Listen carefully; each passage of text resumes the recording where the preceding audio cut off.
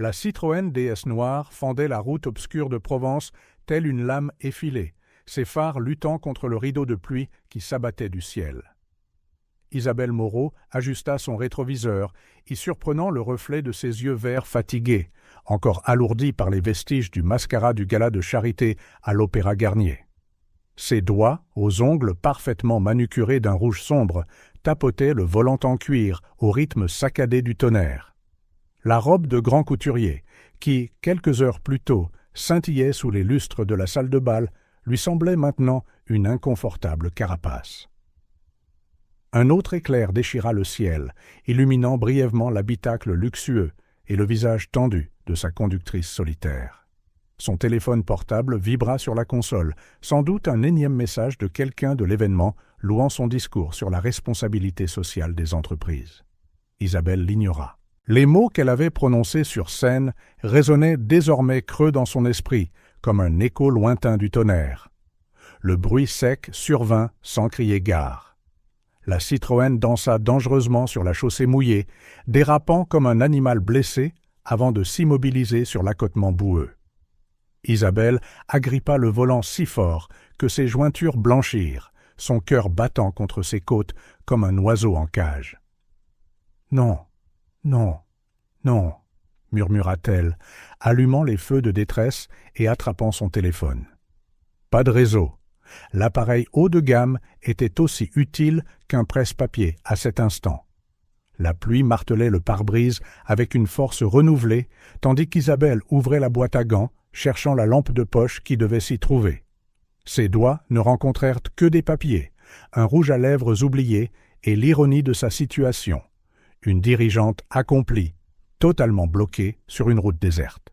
Un mouvement dans l'obscurité figea son corps. À travers la vitre embuée, deux petites silhouettes émergèrent du rideau de pluie, tels des spectres d'un conte gothique. Isabelle retint son souffle, son corps aussi tendu qu'une corde de violon sur le point de rompre. Les silhouettes se matérialisèrent en deux fillettes. La plus grande ne pouvait avoir plus de 7 ans, les cheveux sombres plaqués sur son visage par la pluie, avec de grands yeux déterminés qui semblaient luire dans la pénombre. La plus petite se cachait partiellement derrière sa sœur, mais ses yeux curieux pétillaient de leur propre lumière. « Avez-vous besoin d'aide, madame ?» La voix de l'aînée traversa la vitre fermée, claire comme une cloche dans l'averse. Isabelle hésita, ses doigts se crispant instinctivement sur son sac Chanel. Quel genre d'enfant errait seul sur une route déserte pendant un orage? Son instinct hurlait au danger, mais quelque chose dans le regard de cette fillette la poussa à baisser la vitre de quelques centimètres. « Vous ne devriez pas être dehors. »« Où sont vos parents ?» La plus petite, pas plus de 5 ans, sourit, révélant une dent de devant manquante. Camille sait réparer les voitures. Elle a appris avec M. Dubois. L'aînée, Camille, lança un regard d'avertissement à sa sœur avant de se tourner vers Isabelle. « Je peux jeter un œil aux pneus ? Il fait trop noir pour que vous le fassiez toute seule. » L'absurdité de la situation frappa Isabelle comme un autre coup de tonnerre. Elle était là, une dirigeante d'entreprise, envisageant d'accepter l'aide de 2 enfants trempés qui semblaient sortis d'un sombre conte de fées. Un éclair illumina le visage de Camille, et Isabelle y vit quelque chose. Une maturité forcée, une connaissance au-delà de son âge. Ses propres yeux dans le rétroviseur paraissaient plus jeunes en comparaison. « D'accord », s'entendit-elle dire, les mots s'échappant avant qu'elle ne puisse les retenir. « Mais vous monterez toutes les 2 dans la voiture après. Je ne peux pas vous laisser sous cette pluie. » Camille hocha la tête avec un sérieux déplacé sur son jeune visage. Élise, sa petite sœur, frappa dans ses mains, projetant de l'eau autour d'elle. Les 2 fillettes se déplacèrent sur le côté de la voiture avec une coordination qui suggérait une certaine pratique. Isabelle observait à travers le rétroviseur latéral, tandis que Camille s'agenouillait dans la boue, ses petites mains se déplaçant avec une compétence surprenante autour du pneu endommagé. Élise tenait une petite lampe de poche dont le faisceau dansait occasionnellement lorsque le tonnerre l'effrayait. Les questions s'accumulaient dans l'esprit d'Isabelle comme les sombres nuages au-dessus. Qui étaient ces enfants? Comment en savait-il autant sur les voitures? Pourquoi était-elle seule? Et pourquoi, malgré l'absurdité de tout cela, sentait-elle qu'un événement important était en train de se produire? Le son métallique du cric déchira la pluie, et Isabelle réalisa qu'elle était témoin de quelque chose d'extraordinaire. Alors qu'elle regardait ces deux petites silhouettes travailler en harmonie sous l'orage, une certitude grandit dans sa poitrine. Cette nuit allait changer sa vie pour toujours. Camille se releva, la boue tachant sa robe déjà trempée. Ses yeux croisèrent ceux d'Isabelle à travers la vitre, et l'espace d'un instant, elle n'était plus une dirigeante et une enfant de la rue. Elles étaient deux âmes connectées par quelque chose de plus grand qu'aucune d'elles ne pouvait encore comprendre. La pluie continuait de tomber, mais elle semblait maintenant plus douce, comme si la nature elle-même était curieuse de voir la suite des événements. Le destin, réalisa Isabelle, arrive parfois déguisé en coïncidence, et cette nuit-là, il était arrivé sous la forme de deux petites mécaniciennes improvisées. Le grincement métallique du cric se mêlait au tambourinement incessant de la pluie. Camille manipulait les outils avec une habileté déconcertante, ses petites mains se déplaçant avec une précision chirurgicale, tandis qu'Élise maintenait le faisceau de la lampe de poche stable malgré les secousses occasionnelles causées par le tonnerre. « La clé en croix est vraiment serrée, » murmura Camille, les sourcils froncés par la concentration. « Madame, pourriez-vous m'aider ici ?» Isabelle sortit de la voiture, son talon louboutin s'enfonçant aussitôt dans la boue. Le contraste était surréaliste. Elle, une sommité dans sa robe de soirée détrempée, agenouillée à côté d'une enfant qui semblait plus compétente que de nombreux adultes qu'elle connaissait. Comme ça, guida Camille, plaçant les mains d'Isabelle sur la clé. « Maintenant, poussez vers le bas avec votre poids. Monsieur Dubois disait toujours qu'il faut utiliser la masse de son corps. »« Monsieur Dubois ?» demanda Isabelle, saisissant l'occasion alors qu'elles luttaient ensemble contre l'écrou tenace. « C'est un mécanicien ?»« Il l'était, » répondit Élise avant que Camille ne puisse l'arrêter. Il la laissait rester dans le garage quand il pleuvait. Mais maintenant... « Élise !» l'interrompit Camille, un avertissement dans le ton qui dépassait son âge. « Éclaire ici, s'il te plaît. » L'écrou céda finalement, et Isabelle regarda avec fascination Camille coordonner le changement de pneus avec l'efficacité d'une vétérane. Ses simples vêtements usés racontaient une histoire différente de la compétence qu'elle affichait. « Vous habitez dans le coin ?» tenta à nouveau Isabelle, le cœur serré à la vue d'Élise, grelottant de froid. « Pas exactement, » répondit Camille après une pause calculée. « Nous bougeons beaucoup. Depuis que maman est partie chercher ce docteur spécial, » ajouta Élise à voix basse, comme si elle partageait un secret. Isabelle remarqua comment les épaules de Camille se tendirent aux mots de sa sœur. « Un docteur spécial ?»« Maman avait besoin d'aide, » expliqua vaguement Camille en serrant le dernier écrou. « Elle a promis qu'elle reviendrait vite, mais ça fait 3 mois, 2 semaines et 4 jours, » dit Élise, sa petite voix portant un poids immense. Le silence qui suivit fut plus lourd que la pluie. Isabelle regarda les deux filles, Camille avec sa maturité forcée et Élise s'accrochant encore à une innocence qui refusait de mourir. Sa montre Cartier brilla sous un éclair, lui rappelant le gouffre entre leurs mondes. « Laissez-moi vous payer pour le service, » dit doucement Isabelle en cherchant son portefeuille. « Vous m'avez tellement aidé. Nous n'avons pas besoin, » commença Camille, mais ses yeux trahirent un conflit intérieur à la vue des billets. « S'il vous plaît, » insista Isabelle, « c'est la moindre des choses. » Élise regarda les billets, puis sa sœur, une conversation silencieuse passant entre elles. Camille hésita, sa fierté luttant contre un besoin qu'Isabelle ne pouvait que deviner. « Il est très tard pour que vous soyez dans la rue, » continua Isabelle, remarquant comment les vêtements des filles dégoulinaient. « Je peux vous emmener dans un centre d'accueil ou... » Non, la panique dans la voix de Camille était palpable. « Les centres séparent les sœurs. Nous avons promis à maman de rester ensemble. » Quelque chose se brisa en Isabelle à la vue de la peur dans les yeux de la fillette. « Alors, laissez-moi vous emmener quelque part en sécurité, au moins pour cette nuit. Vous choisirez où ?» Camille étudia Isabelle un long moment, ses yeux portant une sagesse ancienne dans un si jeune visage. Élise serra la main de sa sœur, visiblement tremblante maintenant. « Juste jusqu'à la prochaine ville, » concéda finalement Camille. Et nous choisissons où nous descendons. Isabelle hocha la tête, ouvrant la portière arrière de la Citroën. Les filles montèrent avec hésitation, leur petit corps laissant des flaques sur les sièges en cuir italien. Isabelle mit le chauffage à fond, observant dans le miroir Élise se blottir contre Camille, ses yeux déjà lourds de sommeil. Le moteur ronronna doucement alors qu'elle reprenait la route. Isabelle ajusta le rétroviseur, captant le reflet de Camille, toujours alerte, toujours protectrice, ses yeux cartographiant chaque mouvement, chaque virage. Le silence dans la voiture était dense, chargé de questions non posées et d'histoires non racontées. Isabelle sentait le poids de chaque kilomètre, de chaque décision qui l'avait menée là. Dans son monde d'entreprise, tout avait une explication logique, un plan d'action clair. Mais ceci, c'était différent. Un éclair lointain illumina brièvement l'intérieur de la voiture, révélant le reflet d'Isabelle sur le pare-brise.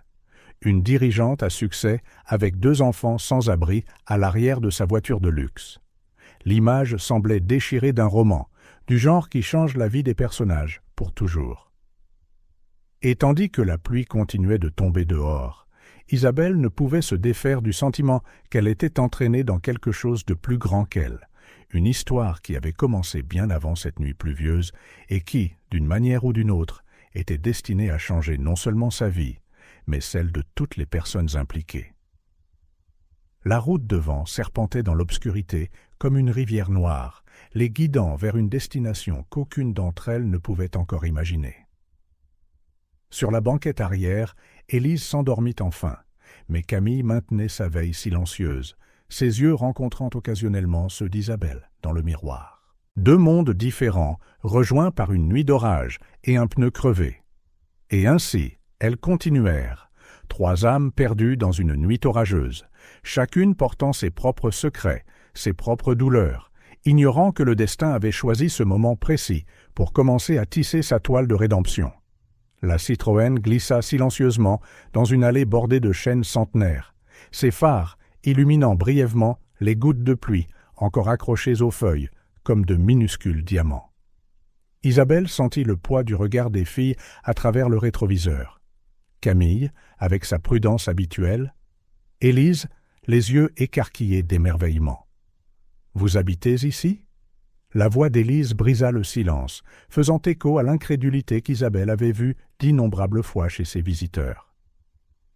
Le château, un manoir de la vallée de la Loire, surgit de l'obscurité comme un vaisseau fantôme, ses hautes fenêtres et ses tourelles ornées, se découpant sur le ciel encore orageux. Les lumières du jardin mettaient en valeur la façade en pierre, créant des ombres dramatiques sur les piliers sculptés. « C'est trop grand pour une seule personne », admit Isabelle en se garant sous le portique. « Mais ce soir, il y aura un peu plus de vie. » Camille serra la main d'Élise, son corps tendu comme une corde de violon. « Nous ne voulons pas déranger. Nous pouvons... » « Pas ce soir, » l'interrompit doucement Isabelle. « Il est trop tard pour trouver un autre endroit et vous avez besoin de vous sécher et de vous reposer. » Le hall d'entrée, avec son sol en marbre et son escalier monumental, paraissait encore plus imposant à travers les yeux des filles.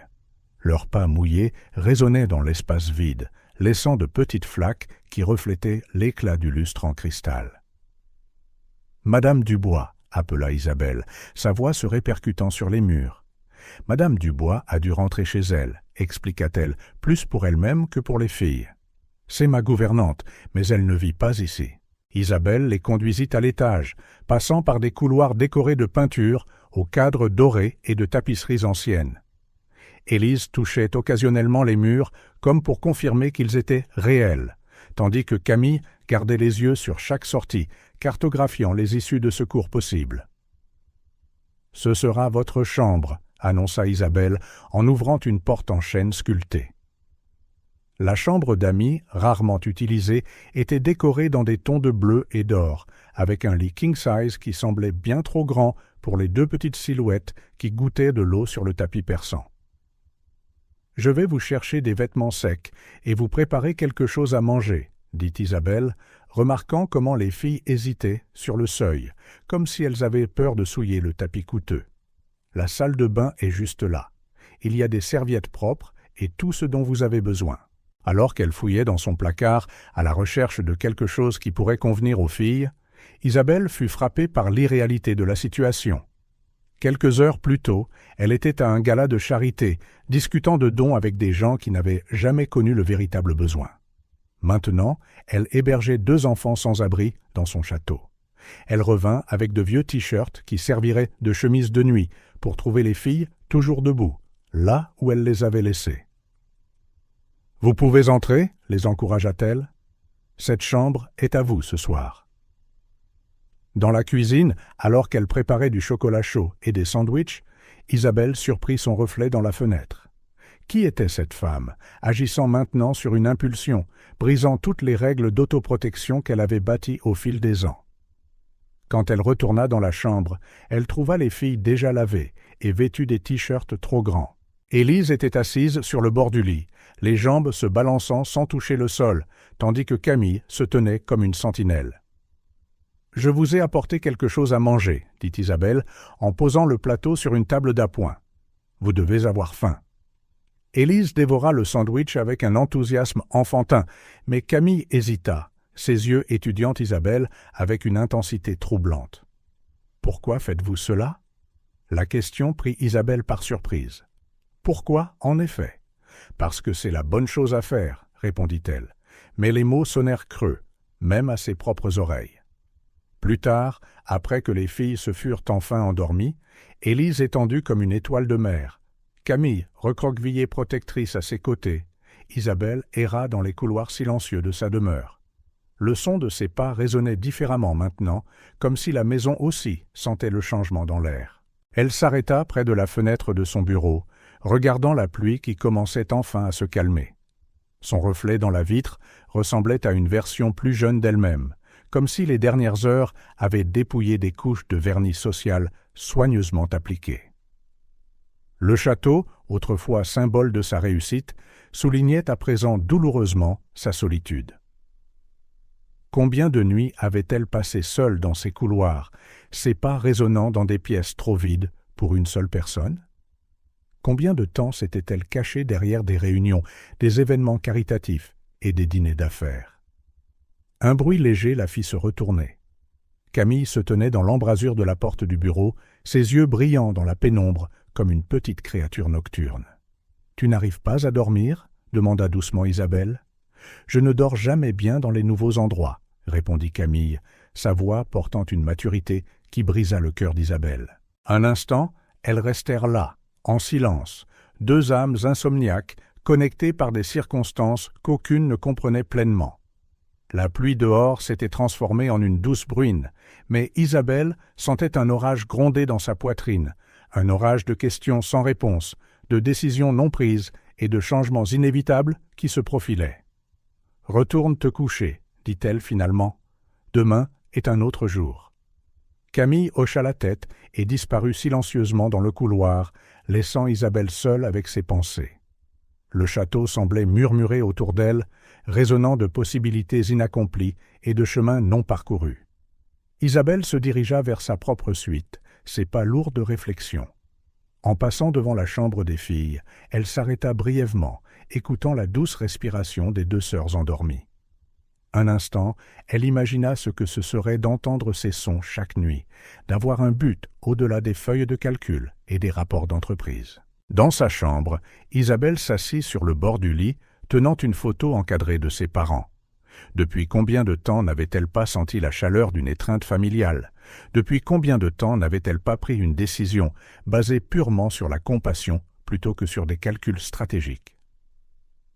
La pluie avait complètement cessé maintenant, mais le silence qui s'ensuivit était presque assourdissant. Isabelle savait que quelque chose de fondamental avait changé cette nuit-là. Les engrenages du destin, si longtemps immobiles, avaient recommencé à tourner. Elle s'allongea, mais le sommeil ne vint pas. Son esprit dérivait entre les souvenirs passés et les possibilités futures. Qui étaient vraiment ces filles? Qu'était-il arrivé à leur mère? Et pourquoi Isabelle sentait-elle, au plus profond de son âme, que sa vie était sur le point d'être complètement redéfinie? Les premières lueurs de l'aube colorèrent le ciel quand Isabelle s'endormit enfin, épuisée. Pourtant, même dans ses rêves, Elle se retrouvait à marcher dans des couloirs sans fin, poursuivant le son de rires enfantins qui semblaient toujours juste au coin suivant. Le château, témoin silencieux de cette nuit de transformation, semblait respirer d'une vie nouvelle. Les ombres dans les coins les plus sombres se retiraient, comme si la présence des enfants avait apporté de la lumière à des endroits longtemps oubliés. Et alors que le nouveau jour émergeait, promettant de révéler les premiers contours d'une histoire encore à écrire, une chose était certaine. La vie d'Isabelle Moreau, comme son château solitaire, ne serait plus jamais la même. L'odeur de pain grillé brûlé fut le premier signe que cette matinée serait différente. Isabelle ouvrit les yeux, momentanément désorientée par le son de chuchotements et de rires venant du rez-de-chaussée, des sons oubliés depuis longtemps dans cette maison trop calme. Vêtue de son peignoir de soie, elle suivit les bruits jusqu'à la cuisine. Elle s'arrêta sur le seuil, observant la scène surréaliste. Camille, debout sur un tabouret, essayant de faire fonctionner la machine à café moderne, tandis qu'Élise, toujours vêtue du t-shirt trop grand, disposait des toasts partiellement brûlés sur des assiettes en porcelaine fine. « Je suis désolé, dit Camille dès qu'elle remarqua Isabelle, descendant rapidement du tabouret. « Nous voulions faire le petit déjeuner, mais… »« J'ai brûlé les toasts, termina Élise, sa lèvre inférieure tremblant légèrement. Isabelle sentit un sourire se former involontairement sur ses lèvres. « Ce n'est rien. En fait, j'aime mes toasts bien cuits. » Elles s'assirent à la table de la cuisine, un meuble moins formel que la grande table de la salle à manger. Isabelle regarda les filles manger, remarquant comment Camille coupait les toasts d'Élise en petits morceaux, comment elle vérifiait la température du chocolat chaud avant de laisser sa sœur boire. « Avez-vous bien dormi ?» demanda Isabelle, essayant de garder un ton décontracté. « Le lit est vraiment doux, » répondit Élise entre deux bouchées. « On dirait qu'on dort sur des nuages. Nous n'avons pas l'habitude d'autant de confort, » ajouta Camille, les yeux baissés sur sa tasse. « Depuis que nous sommes partis, depuis que nous avons commencé à chercher maman. » Isabelle posa sa tasse de café. « Depuis combien de temps exactement ? 3 mois, 2 semaines et 5 jours, répondit promptement Élise, avec la même précision que la veille. Et avant ça, où habitiez-vous ? Camille se tendit visiblement, dans un endroit qui n'était pas bon pour nous. Mais maman va revenir et nous emmener quelque part de mieux. Elle a promis, murmura Élise, plus pour elle-même que pour quiconque. Isabelle sentit son cœur se serrer. Savez-vous où elle est allée ? Peut-être que je peux aider à la chercher ? Elle avait besoin d'aide. Camille choisit ses mots avec soin. Elle a dit qu'elle reviendrait dès qu'elle irait mieux. Et vous n'avez pas d'autres parents ? Quelqu'un qui pourrait… Non. La réponse de Camille fut trop rapide, trop ferme. Élise laissa tomber un morceau de toast, ses yeux s'emplissant soudainement de larmes. Isabelle recula, réalisant qu'elle avait touché une corde sensible. Elle étudia les filles plus attentivement, des vêtements usés mais propres, des manières polies, des connaissances inhabituelles en mécanique automobile. Il y avait une histoire cachée là, enfouie sous des couches de secret et de peur. « Comment s'appelle votre mère ?» tenta à nouveau Isabelle, la voix douce. Camille hésita, échangeant un rapide regard avec Élise. « Maman, » répondit-elle simplement. « Elle s'appelle juste Maman. » Isabelle hocha la tête, reconnaissant l'évasion. Elle se leva pour vérifier son téléphone, qui affichait déjà plusieurs messages professionnels non lus. La réalité commençait à peser sur elle, mais l'idée de simplement confier ses filles aux autorités lui retournait l'estomac. « Je dois aller travailler, » annonça-t-elle, remarquant la lueur de panique dans les yeux de Camille. « Mais vous pouvez rester ici. Madame Dubois, ma gouvernante, sera bientôt là.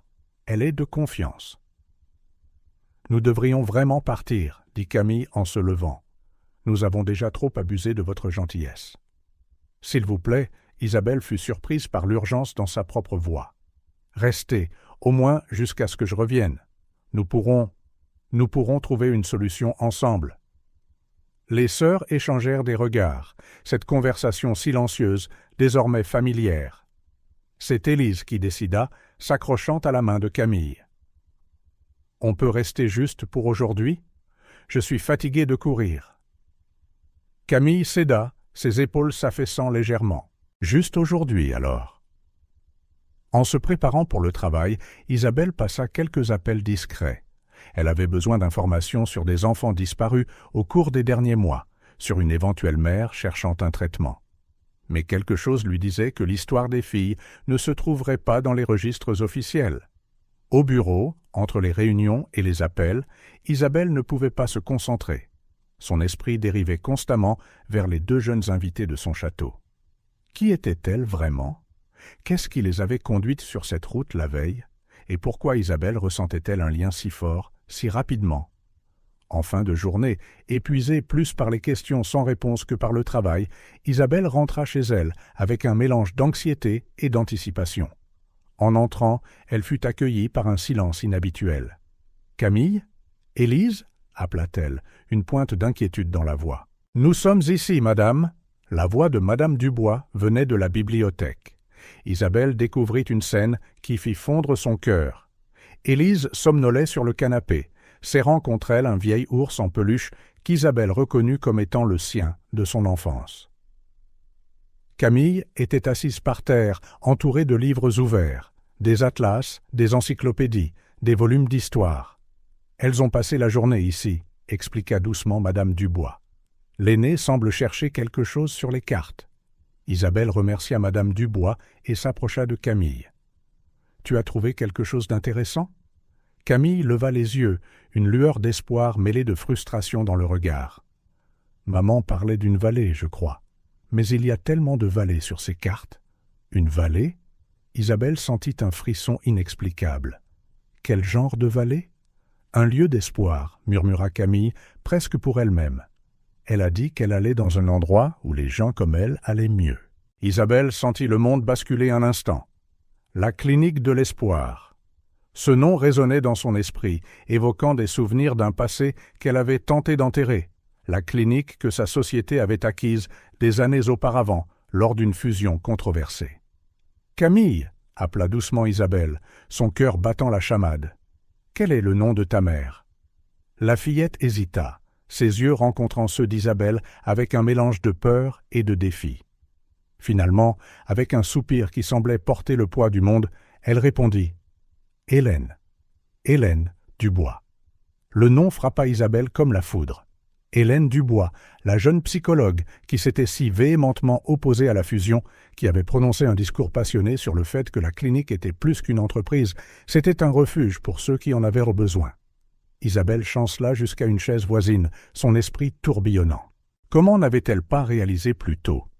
Les signes étaient tous là. Les bonnes manières des filles, les connaissances de base de Camille en psychologie, même la façon dont elle gérait les situations stressantes. Le destin, réalisa Isabelle, avait un sens de l'ironie très particulier.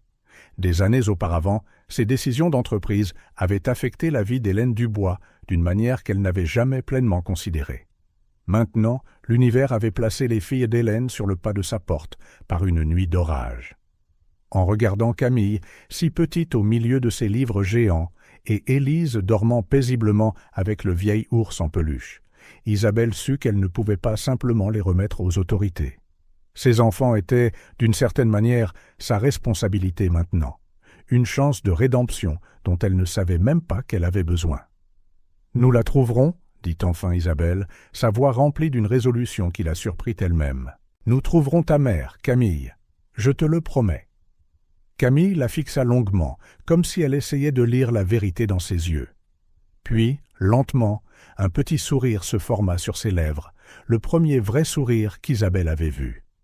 La nuit tomba sur le château, mais pour la première fois depuis longtemps, Isabelle ne se sentit pas seule.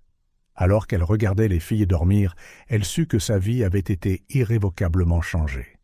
La route à venir serait difficile, pleine de questions et peut-être de dangers, mais en regardant ces 2 petites silhouettes, Isabelle ressentit quelque chose qu'elle n'avait pas éprouvé depuis des années. Un but. Et avec ce but vint une certitude. Le destin qui avait entrelacé leur vie n'était pas une coïncidence, mais le début d'un voyage qui pourrait guérir de vieilles blessures et créer de nouvelles possibilités pour toutes les personnes impliquées. L'aube avait à peine percé les fenêtres du château qu'Isabelle était déjà dans son bureau, le téléphone pressé contre son oreille. Sa voix, habituellement si posée dans les négociations d'entreprise, portait maintenant une urgence presque palpable. « Oui » une femme nommée Hélène Dubois. 2 filles, disparues depuis environ 3 mois, répéta-t-elle pour ce qui semblait être la 100e fois, ses doigts tambourinant impatiemment sur le bureau en acajou. Non, aucune information. Je vois. Merci. Isabelle raccrocha, la frustration évidente sur son visage. Elle avait passé toute la matinée à passer des appels aux hôpitaux, aux cliniques, même à de vieux contacts de la police. Rien. C'était comme si Hélène Dubois s'était simplement volatilisée. Un léger coup à la porte interrompit ses pensées. Camille se tenait sur le seuil, ses yeux curieux balayant les bibliothèques et les peintures sur les murs. « Bonjour », sourit Isabelle, essayant de masquer sa frustration. « As-tu bien dormi ?» Camille hocha la tête, s'approchant prudemment du bureau. « Vous cherchiez maman ?» Isabelle hésita, ne sachant pas trop quoi révéler. « J'essaie, oui. Mais ce n'est pas facile de trouver des informations. » Une lueur de douleur traversa les yeux de la fillette. Maman disait toujours que parfois, les gens ont besoin de disparaître pour guérir. Guérir ? Isabelle se pencha en avant, intriguée. « Camille, est-ce que ta mère était malade ?» Camille se mordit la lèvre, débattant clairement de ce qu'elle pouvait partager. Elle devenait très triste parfois. Elle parlait toute seule ou ne quittait pas son lit pendant des jours. Isabelle sentit son cœur se tordre. Une dépression peut-être ? Quelque chose de plus sérieux ? A-t-elle cherché de l'aide avant de partir ? Elle est allée une fois dans un grand hôpital, dit Camille, les yeux lointains. Elle y était restée quelques jours, mais elle a dit que ce n'était pas le bon endroit et qu'elle devait trouver une vallée. La clinique de l'espoir, termina doucement Isabelle, la prise de conscience la frappant comme un coup de foudre. Camille la regarda, surprise. « Vous connaissez ?» Isabelle marqua une pause. Comment expliquer les fusions d'entreprises et la fermeture de cliniques de santé mentale à une enfant ? « J'en ai entendu parler, » répondit-elle vaguement. « Je vais me renseigner davantage, d'accord ?» Camille hocha la tête, un petit sourire de gratitude sur les lèvres. Quand elle quitta le bureau, Isabelle s'effondra dans son fauteuil, son esprit en ébullition. La clinique de l'espoir avait été fermée des années auparavant, après l'acquisition par sa société. Où Hélène aurait-elle pu aller à la recherche de ce type de traitement ? Les jours suivants apportèrent une étrange routine au château. Isabelle partageait son temps entre le travail et ses enquêtes secrètes, tandis que les filles s'adaptaient lentement à leur nouvel environnement. Élise s'était prise d'affection pour un vieil ours en peluche trouvé dans le grenier, Pierre, comme Isabelle se souvenait de son enfance. La petite le transportait partout, lui chuchotant des histoires et des secrets à son oreille usée. « Maman aimera Pierre quand elle reviendra », remarqua Élise un soir, alors qu'Isabelle l'abordait. « Elle a toujours voulu que nous ayons de jolis jouets comme celui-ci. » Isabelle sentit une boule se former dans sa gorge. « J'en suis sûre, ma chérie. » Camille, d'un autre côté, passait des heures dans la bibliothèque, dévorant des livres de géographie, d'histoire et, nota Isabelle, avec un mélange d'admiration et d'inquiétude, de psychologie de base. Un après-midi, Isabelle trouva la fillette aînée en train d'étudier une carte détaillée de la région. « Que cherches-tu »« Des vallées, » répondit Camille, sans quitter le papier des yeux. Maman a dit que l'endroit où elle est allée était dans une belle vallée, avec beaucoup d'arbres. Isabelle s'assit à côté d'elle, examinant les lignes sur la carte. Combien de vallées existaient dans cette région ? Combien pouvait cacher une clinique clandestine ou une retraite pour personnes ayant des problèmes de santé mentale ? Camille, commença prudemment Isabelle. Tu comprends qu'il sera peut-être difficile de retrouver ta maman, n'est-ce pas ? La fillette leva les yeux, une détermination féroce brillant dans son regard. Nous la trouverons. Elle a promis qu'elle reviendrait, et maman tient toujours ses promesses. Isabelle sentit son cœur se briser un peu. La confiance inébranlable de Camille était à la fois touchante et douloureuse. Combien de déceptions cette enfant avait-elle déjà affrontées ? Combien d'autres devrait-elle affronter ? La nuit, seule dans sa chambre, Isabelle se retrouvait à réfléchir à la situation. Il y avait quelque chose chez ses filles, leur résilience, leur loyauté l'une envers l'autre, qui la touchait profondément. Elle se sentait de plus en plus impliquée, plus déterminée à aider.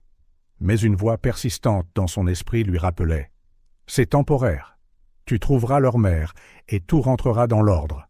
Ta vie redeviendra ce qu'elle était. » Pourtant, en fixant le plafond de sa suite luxueuse, Isabelle n'était plus sûre de vouloir que les choses redeviennent normales. Le château, autrefois si silencieux et froid, bourdonnait maintenant d'une nouvelle énergie.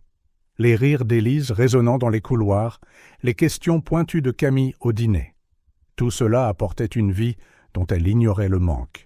Le lendemain matin, en descendant pour le petit déjeuner, Isabelle tomba sur une scène qui la fit s'arrêter dans l'embrasure de la porte de la cuisine.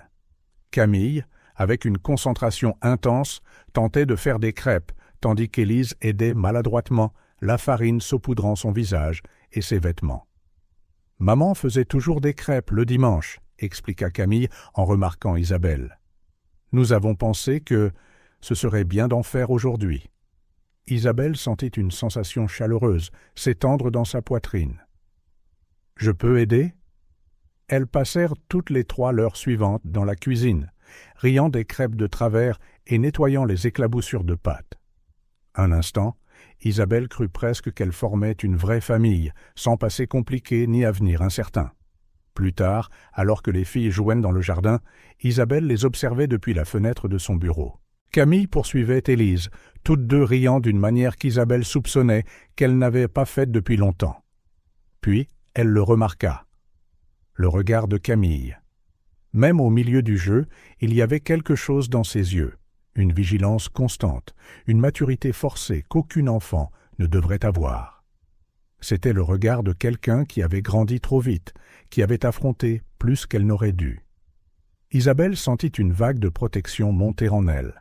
Elle voulait protéger ses filles de nouvelles douleurs, de nouvelles déceptions, mais elle savait aussi qu'elle ne pouvait pas faire de promesses qu'elle ne pourrait peut-être pas tenir. Le soleil commença à se coucher, peignant le ciel de nuances d'or et de rose. Isabelle ouvrit la fenêtre, laissant entrer la douce brise. « Les filles, l'heure du bain !» appela-t-elle, surprise de la naturalité avec laquelle cela lui venait. En les regardant courir vers la maison, riant et se bousculant légèrement, Isabelle fut frappée par une prise de conscience. Peu importe le temps qu'il faudrait pour trouver Hélène, peu importe ce qui arriverait ensuite, ses filles avaient déjà changé sa vie pour toujours. La route à venir serait difficile, pleine de défis qu'Isabelle ne pouvait encore imaginer. Mais en regardant Camille et Élise, en voyant la confiance et l'espoir dans leurs yeux, elle sut qu'elle ferait tout ce qu'il faudrait pour les protéger et les aider. La recherche d'Hélène Dubois ne faisait que commencer, et avec elle, un voyage qui promettait de transformer non seulement la vie des filles, mais aussi celle d'Isabelle Moreau. Le destin avait entrelacé leur chemin d'une manière inattendue, et il ne restait plus qu'à avancer, un pas à la fois, vers un avenir incertain, mais plein de possibilités. L'arôme des crêpes, fraîchement préparées, embaumait la cuisine du château un dimanche matin calme. Isabelle, encore dans son peignoir de soie, observait avec un mélange d'admiration et d'appréhension Camille retourner adroitement une crêpe dans les airs. « Fais attention de ne pas te brûler », prévint doucement Isabelle, surprise par le ton maternel de sa propre voix. Élise, assise à table avec Pierre serré contre elle, balançait ses jambes avec excitation. Camille fait les meilleures crêpes du monde, presque aussi bonnes que celles de maman. Un silence momentané tomba à la mention d'Hélène. Isabelle remarqua les épaules de Camille se tendre légèrement, bien que son visage restât concentré sur sa tâche. « Les filles, » commença Isabelle avec hésitation. « Avez-vous des allergies alimentaires que je devrais connaître? Ou avez-vous besoin d'un bilan de santé chez le médecin ?» Camille se tourna, un regard surpris sur son jeune visage. « Pas que je sache. Maman s'occupait toujours de ces choses. »« J'ai eu une piqûre une fois, » dit fièrement Élise. « Ça a fait mal, mais j'ai eu une sucette après. » Isabelle sentit un pincement au cœur. Ces questions, si basiques pour tout parent ou tuteur, était nouvelle pour elle. Que devrait-elle demander d'autre? Quels autres soins ces filles pourraient-elles nécessiter? Après le petit déjeuner, tandis que les filles exploraient le jardin sous l'œil vigilant de Madame Dubois, Isabelle se retira dans son bureau. La recherche d'Hélène Dubois était toujours infructueuse et la frustration montait. En ouvrant un tiroir pour des documents, un dossier jauni attira son attention. Projet clinique de l'espoir. Acquisition et restructuration.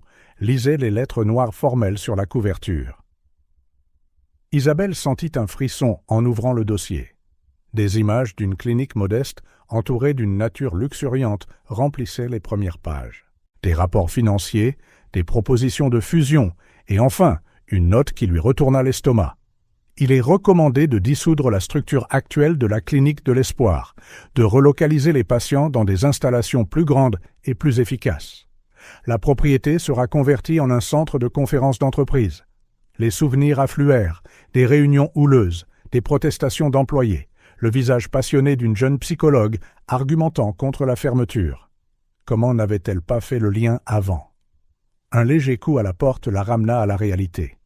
Jean-Pierre, le majordome qui servait la famille depuis des décennies, entra avec une expression préoccupée. « Madame Isabelle, pardonnez mon intrusion, mais je sens que je dois exprimer mon inquiétude. » Isabelle ferma rapidement le dossier. « À quel sujet, Jean-Pierre ?»« Les enfants, madame. Accueillir des mineurs non accompagnés. Cela peut être légalement compliqué et potentiellement dangereux. » Isabelle soupira en se massant les tempes. « Je sais, Jean-Pierre, mais je ne peux pas simplement les abandonner. Je comprends votre cœur généreux, madame. Je me souviens quand vous étiez plus jeune et que vous vouliez aussi réparer le monde. » Jean-Pierre marqua une pause, choisissant soigneusement ses mots. Mais parfois, la meilleure solution est de laisser les autorités compétentes gérer de telles situations.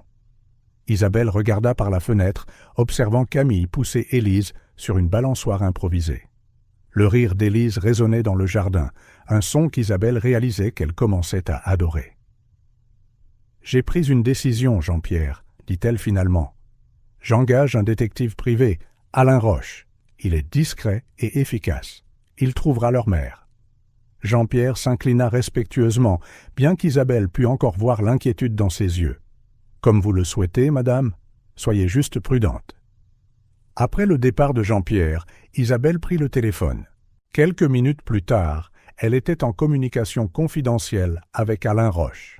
« Je veux que vous vérifiez tous les hôpitaux et cliniques psychiatriques de la région, » lui ordonna-t-elle.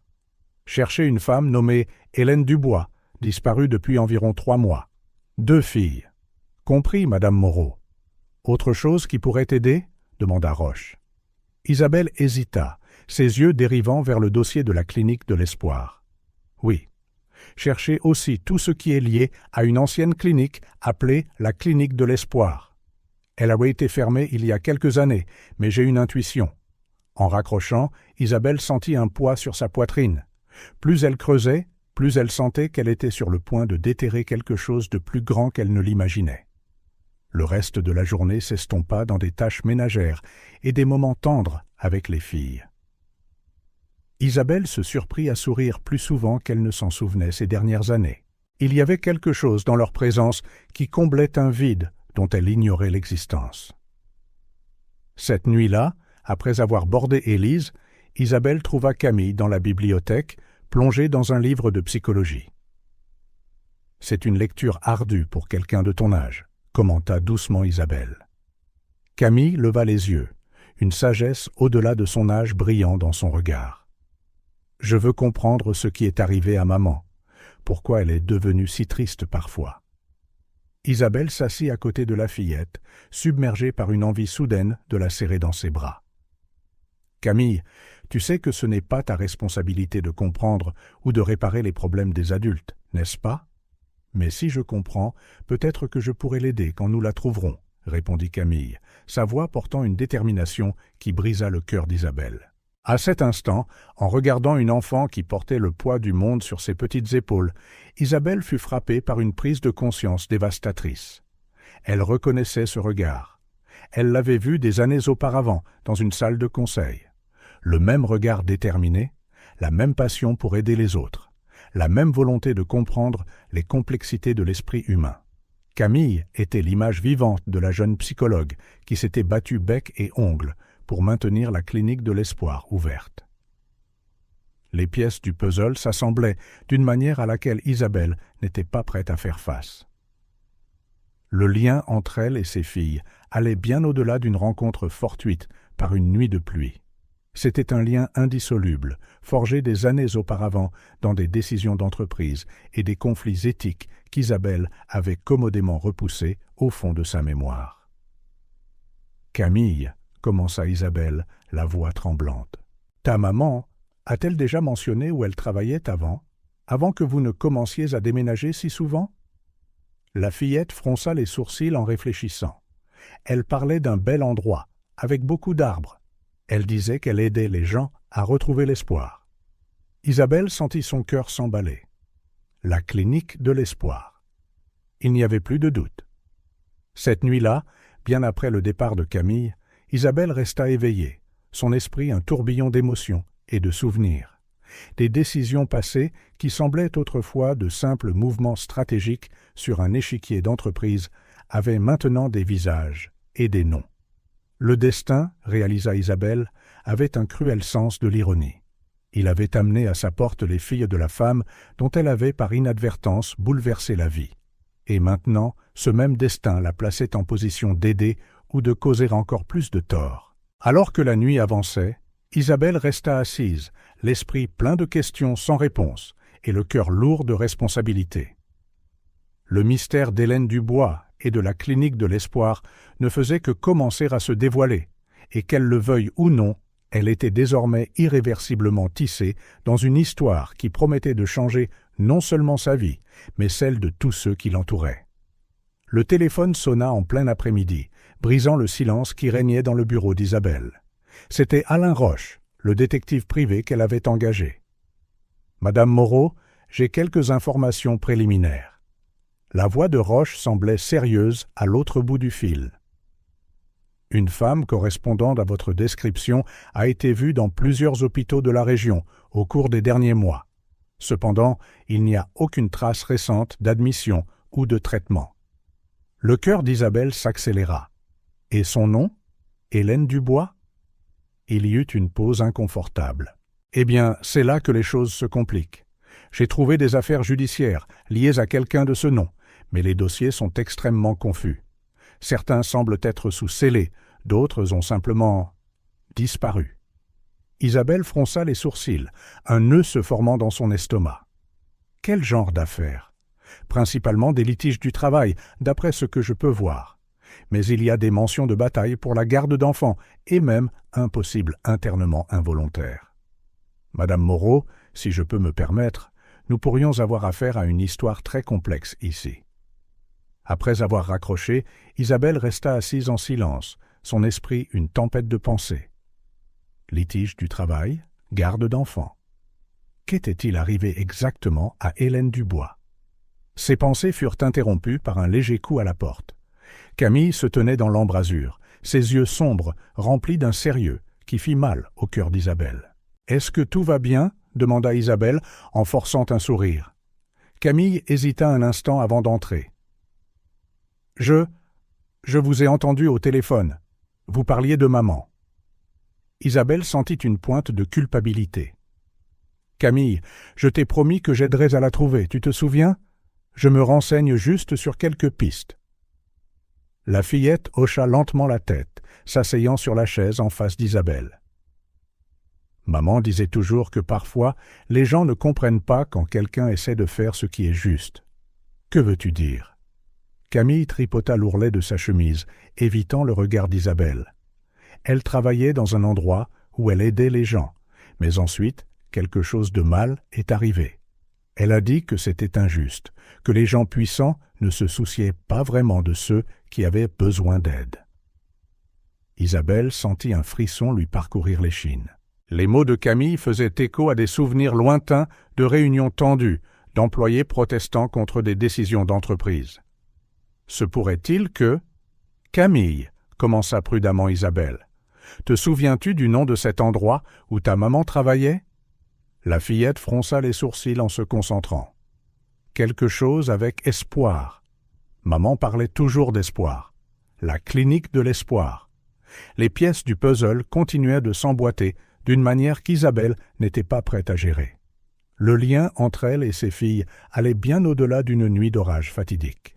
C'était un lien forgé des années auparavant dans des décisions d'entreprise et des conflits éthiques qu'Isabelle avait enterrés. Plus tard, en préparant le dîner, Isabelle ne pouvait s'empêcher de penser aux révélations de la journée. Pourquoi les filles n'avaient-elles jamais mentionné le nom complet de leur mère? Était-ce par honte ou par peur? Le fil de ses pensées fut interrompu par un cri aigu venant du salon. Isabelle se précipita pour trouver Élise, recroquevillée sur le canapé, le visage rouge et chaud. « J'ai mal au ventre », gémit la petite en s'accrochant à Pierre. Isabelle sentit la panique et une protection inhabituelle s'entrechoquer dans sa poitrine. Sans une seconde de réflexion, elle prit Élise dans ses bras et appela Camille. « Nous allons chez le médecin », annonça-t-elle, attrapant déjà les clés de la voiture. Aux urgences pédiatriques de l'hôpital Necker, Isabelle se retrouva à répondre à des questions pour lesquelles elle n'avait aucune réponse. Âge exact, antécédents médicaux, allergies. Chaque je ne sais pas était comme un coup de poignard dans son cœur. « Il semble que ce ne soit qu'une fièvre virale », diagnostiqua finalement le médecin, probablement causée par le stress et le changement de routine. Elle ira bien avec quelques jours de repos et beaucoup de liquide. En rentrant à la maison, Élise endormit sur la banquette arrière et Camille tranquillement vigilante à ses côtés. Isabelle remit en question toutes ses priorités. Comment elle, une dirigeante à succès, pouvait-elle se sentir si peu préparée, si maternelle? La nuit tomba sur le château, apportant avec elle un silence chargé de questions sans réponse et de responsabilités nouvellement découvertes. Isabelle coucha Élise, bordant les couvertures autour de la petite silhouette. « Est-ce qu'elle va aller bien ?» demanda Camille depuis le seuil, la voix tremblante. Isabelle hocha la tête, attirant la fillette aînée dans une étreinte impromptue. « Oui, nous prendrons soin d'elle. » À cet instant, avec Camille dans ses bras et Élise dormant paisiblement, Isabelle sentit quelque chose changer en elle. Ses filles, qui étaient des étrangères quelques jours plus tôt, semblaient maintenant faire partie d'elle d'une manière qu'elle ne pouvait expliquer. Le téléphone sonna, brisant le moment. C'était encore Roche. « Madame Moreau, nous avons une piste solide, » dit-il, l'urgence dans la voix. Une femme correspondant à la description d'Hélène Dubois a été admise dans un hôpital psychiatrique il y a 3 jours. C'est à environ 200 kilomètres d'ici. Le cœur d'Isabelle manqua un battement. « Vous êtes sûr ?» « Presque certain. Mais il y a quelque chose d'étrange. Le nom sur le dossier ? Ce n'est pas Hélène Dubois. Quel nom est-ce ? Une pause sur la ligne. Isabelle. Le nom enregistré est Espérance Voilée. Le monde sembla tourner autour d'Isabelle. Espérance Voilée. La clinique de l'espoir. Était-ce un alias ? Un appel à l'aide ? Ou quelque chose de plus profond, de plus entremêlé avec un passé qu'Isabelle craignait d'affronter. En raccrochant, Isabelle regarda Camille, qui l'observait avec de grands yeux curieux. Le mystère ne faisait que commencer à se dénouer, et Isabelle savait que ce qui allait suivre pourrait tout changer, pour les filles, pour Hélène et inévitablement pour elle-même. La décision d'Isabelle fut rapide et instinctive. En quelques minutes, elle emballait des vêtements pour les filles, tandis que Madame Dubois préparait des encas pour le voyage. « Camille, Élise, nous partons en voyage, » annonça Isabelle, essayant de garder sa voix stable. « Je crois que nous avons trouvé un indice sur votre maman. » Les yeux de Camille s'écarquillèrent, reflétant à la fois l'espoir et la peur. « Vraiment ? Où ? » « Un hôpital, pas très loin d'ici, » répondit Isabelle, choisissant ses mots avec soin. « Mais j'ai besoin que vous soyez prête. Ce ne sera peut-être pas exactement ce que nous espérons, d'accord ?» Élise serra Pierre plus fort. « Mais nous allons voir maman, n'est-ce pas ?» Isabelle sentit son cœur se serrer. « Nous ferons de notre mieux, ma chérie. » La Citroën fila dans la nuit, dépassant des lampadaires qui s'estompèrent par les fenêtres. Sur la banquette arrière, Camille tenait la main d'Élise. Toutes deux étaient inhabituellement silencieuses. « Les filles » brisa le silence Isabelle en jetant un coup d'œil dans le rétroviseur. « Pouvez-vous m'en dire un peu plus sur votre maman ? Comment était-elle avant tout ça ?» Camille échangea un regard avec Élise avant de répondre. Maman était toujours forte, même quand les choses devenaient difficiles. Elle n'arrêtait jamais de nous sourire. Elle nous racontait des histoires tous les soirs, ajouta Élise, sa voix petite et rêveuse. Des histoires sur un endroit magique où tout le monde était heureux et personne ne tombait malade. Isabelle sentit un pincement au cœur. Et quand les choses sont devenues difficiles, que s'est-il passé? Camille hésita. Maman a perdu son travail. Elle est devenue très triste.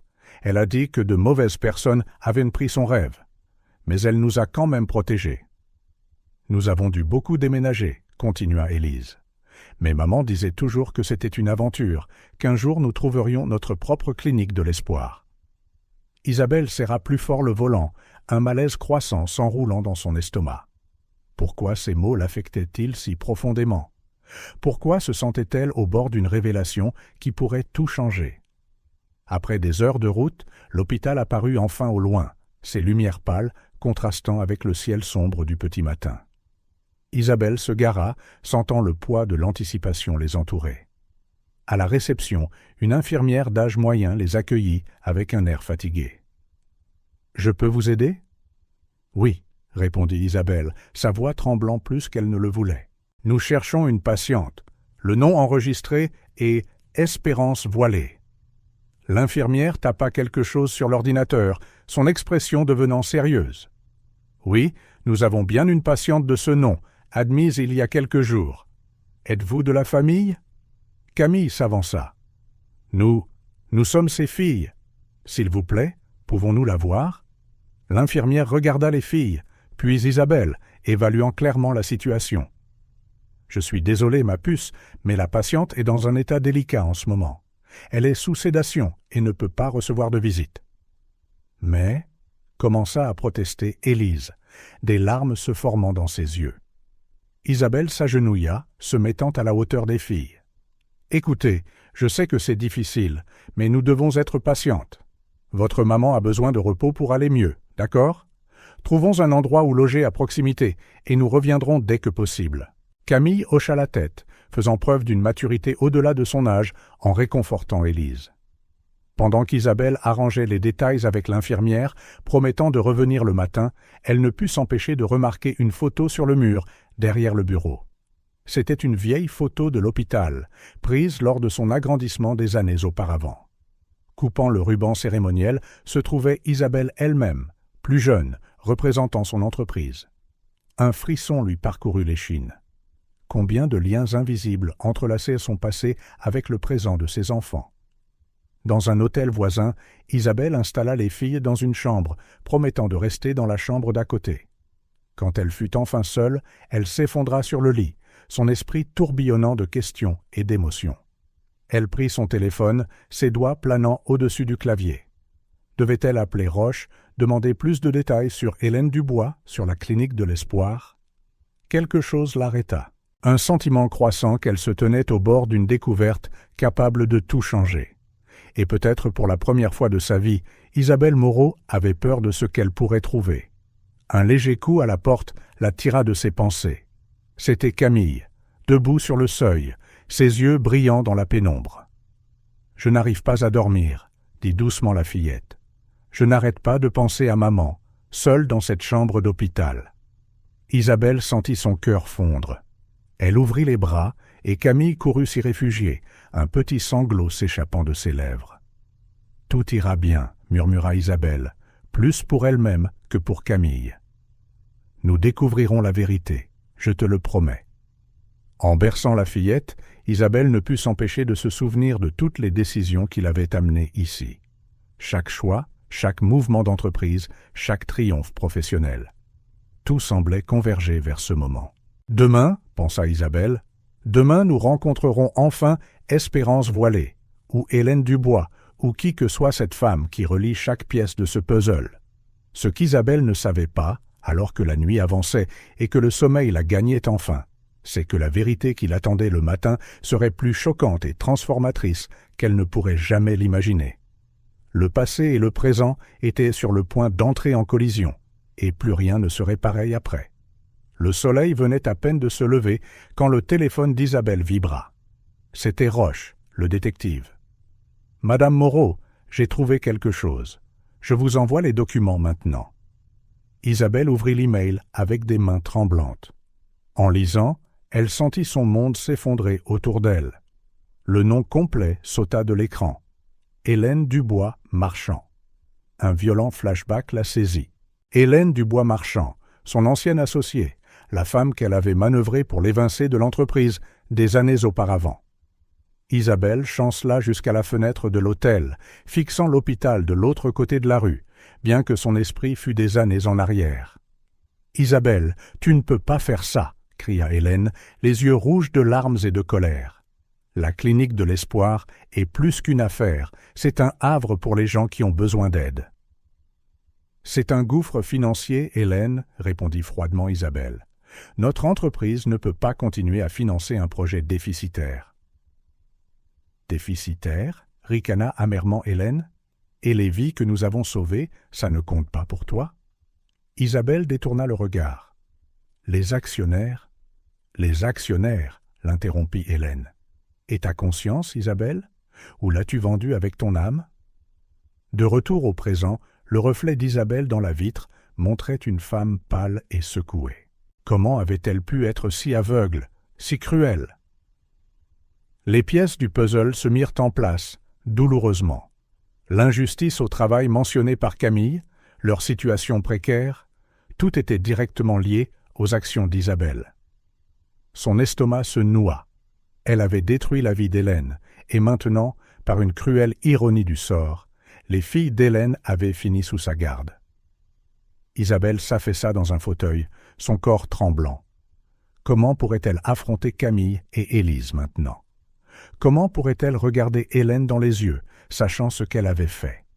Un instant, elle envisagea de fuir, de faire ses valises et de disparaître, laissant les filles aux soins de l'hôpital. Ce serait plus facile, moins douloureux. Mais alors, comme dans un film, les souvenirs des derniers jours défilèrent dans son esprit. Le sourire timide d'Élise, la détermination féroce de Camille, les crêpes brûlées, les histoires du soir. Non, elle ne pouvait pas les abandonner. Pas maintenant. Isabelle se leva, une ferme résolution s'installant en elle. Elle devait réparer ça. Elle devait affronter Hélène, tout avouer, et essayer d'une manière ou d'une autre de réparer les dommages qu'elle avait causés. D'un pas mal assuré, elle se rendit à la chambre des filles. Camille était déjà réveillée, assise sur le lit avec un livre sur ses genoux. « Bonjour », dit Isabelle, essayant de garder sa voix stable. « Prête à aller à l'hôpital » Camille hocha la tête, ses yeux brillants d'un mélange d'espoir et d'inquiétude. « Tu crois qu'on pourra voir maman aujourd'hui » Isabelle déglutit difficilement. « Nous ferons de notre mieux, ma chérie. » En aidant Élise à s'habiller, Isabelle sentit le poids de chaque seconde qui passait. Chaque sourire innocent des filles était comme un couteau dans son cœur. Comment réagirait-elle en apprenant la vérité? Sur le chemin de l'hôpital, Isabelle répéta mentalement 1000 façons d'expliquer. Aucune ne semblait juste. Comment dire à un enfant que vous êtes la raison pour laquelle sa mère a souffert? À la réception de l'hôpital, la même infirmière de la veille les accueillit. « La patiente est consciente maintenant, dit-elle, mais encore fragile. Visite courte seulement. » Le cœur d'Isabelle s'emballa. C'était le moment. Plus de fuite. Les filles, elle s'agenouilla pour s'adresser à Camille et Élise. « J'ai besoin que vous soyez très courageuse maintenant, d'accord? Je vais entrer la première pour parler à votre maman. Il y a des choses que nous devons éclaircir. » Camille fronça les sourcils, sentant clairement que quelque chose n'allait pas. « Pourquoi? Qu'est-ce qui se passe ?» Isabelle prit une profonde inspiration. « C'est compliqué, ma chérie. Je te promets que je t'expliquerai tout plus tard. Pour l'instant, fais-moi confiance. Une dernière fois. » Avec un dernier regard aux filles, Isabelle suivit l'infirmière dans le couloir. Chaque pas semblait une éternité. Son cœur battait si fort qu'elle était sûre que tout le monde pouvait l'entendre. Finalement, elles arrivèrent à la porte. L'infirmière frappa doucement avant de l'ouvrir. « Madame Voilée, vous avez une visite ?» Isabelle entra, ses yeux se posant immédiatement sur ceux d'Hélène. La reconnaissance fut instantanée. Les années avaient été dures pour Hélène, mais ses yeux qui brillaient autrefois de passion et de détermination, la fixaient maintenant avec un mélange de choc et d'autre chose. Colère, peur, Isabelle, la voix d'Hélène n'était qu'un murmure. « Qu'est-ce que tu fais ici ?» Isabelle fit un pas de plus, sentant le poids des années de culpabilité et de regret.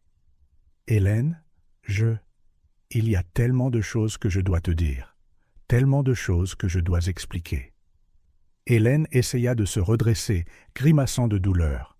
« Expliquer ? Après toutes ces années ? Après tout ce que tu as fait ? » « Je sais, » répondit Isabelle, des larmes se formant dans ses yeux. « Je sais que je ne mérite pas ton pardon. Mais tes filles ?» « Mes filles ?» La panique éclata dans la voix d'Hélène. « Qu'est-ce que tu sais de mes filles ?»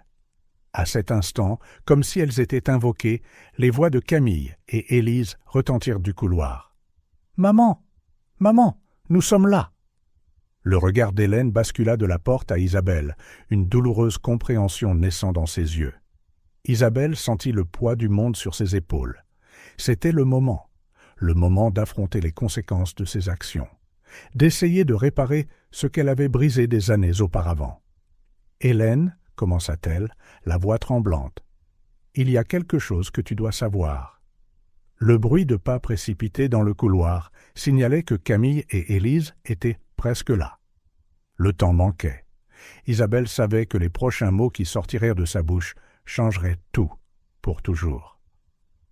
La chambre 317 était imprégnée d'un silence tendu quand Isabelle entra, suivie de près par Camille et Élise. L'odeur antiseptique de l'hôpital semblait plus forte ici, se mêlant au parfum léger de fleurs fanées sur un rebord de fenêtre. Hélène était allongée, inclinée dans le lit, son visage pâle contrastant avec les draps blancs. Ses yeux, autrefois si vifs, semblaient fatigués, mais contenaient encore une étincelle de détermination. « Maman !» Le cri d'Élise brisa le silence comme un éclair, et en quelques secondes, les deux filles étaient au chevet du lit, leurs petites mains agrippant celles d'Hélène. « Mes filles !» murmura Hélène, la voix épaisse d'émotion. « Vous êtes là, vous êtes en sécurité. » Isabelle se tenait près de la porte, le cœur battant à tout rompre. Elle observait la scène avec un mélange de soulagement et d'appréhension croissante. Puis, les yeux d'Hélène passèrent de ses filles à Isabelle. Un instant, la confusion vacilla en eux. Puis, comme si un interrupteur avait été actionné, la reconnaissance se fit jour. « Isabelle ?» La voix d'Hélène contenait un mélange d'incrédulité et de quelque chose de plus sombre. « Isabelle Moreau. » Camille et Élise se tournèrent, regardant de leur mère à Isabelle, clairement confuse par le soudain changement de ton d'Hélène. Isabelle s'avança avec hésitation. « Bonjour, Hélène. Que faites-vous ici ?» la coupa Hélène, la voix tremblante d'une colère contenue. « Après tout ce que vous avez fait. » La pièce tomba dans le silence, la tension palpable. Élise serra plus fort la main d'Hélène, tandis que Camille jetait des regards entre les deux femmes, l'inquiétude et la confusion sur son jeune visage. « Maman, » commença doucement Camille, « Madame Moreau nous a aidés. Elle nous a trouvés et a pris soin de nous. » Hélène regarda sa fille aînée, puis de nouveau Isabelle, ses yeux se plissant. « Est-ce vrai ?» Isabelle déglutit, sentant le poids des années de culpabilité et de regret. « Hélène, il y a tellement de choses que je dois expliquer. Je n'avais aucune idée, jusqu'à récemment, quelles étaient tes filles. Tu ne savais pas ?» Hélène rit amèrement, grimaçant de douleur. « Si tu l'avais su, cela aurait-il fait une différence ?» Les filles se regardèrent, clairement confuses. Élise tira sur la manche d'Hélène. « Maman, pourquoi es-tu en colère contre Madame Moreau ? Elle a été si gentille avec nous. » Hélène ferma les yeux un instant, prenant une profonde inspiration. Quand elle les rouvrit, ils étaient remplis d'un mélange de rage, de confusion et d'une gratitude réticente. « Isabelle, » dit-elle, la voix plus contrôlée maintenant, « pourquoi es-tu ici ? Que veux-tu » Isabelle fit un autre pas en avant, les mains tremblantes. « Je veux arranger les choses, Hélène. Je sais que ce que j'ai fait dans le passé, c'était impardonnable. Mais quand j'ai trouvé Camille et Élise par cette nuit d'orage, je n'avais aucune idée de qui elles étaient. Je voulais juste aider. » Hélène regarda ses filles, remarquant leurs vêtements propres, leurs visages bien nourris. De toute évidence, on avait pris soin d'elles. mais des années de blessures et de méfiance ne s'évanouissent pas facilement. « Tu as détruit tout ce pour quoi j'avais travaillé », dit Hélène, la voix basse et chargée d'émotion. La clinique de l'espoir était plus qu'une simple entreprise. C'était un rêve, une bouée de sauvetage pour les gens qui en avaient vraiment besoin. Isabelle sentit les larmes lui monter aux yeux. « Je sais, et il n'y a pas un jour où je ne regrette pas les décisions que j'ai prises. Hélène, si je pouvais revenir en arrière… » « Mais tu ne peux pas, » l'interrompit Hélène. « Ce qui est fait, est fait. » Le silence s'installa à nouveau dans la pièce, lourd et oppressant. Camille, toujours la plus perspicace, regarda de sa mère à Isabelle, les rouages de son jeune esprit tournant alors qu'elle essayait de donner un sens à ce qui se passait. « Maman, dit-elle finalement, est-ce que Madame Moreau est la méchante personne qui t'a pris ton travail ?»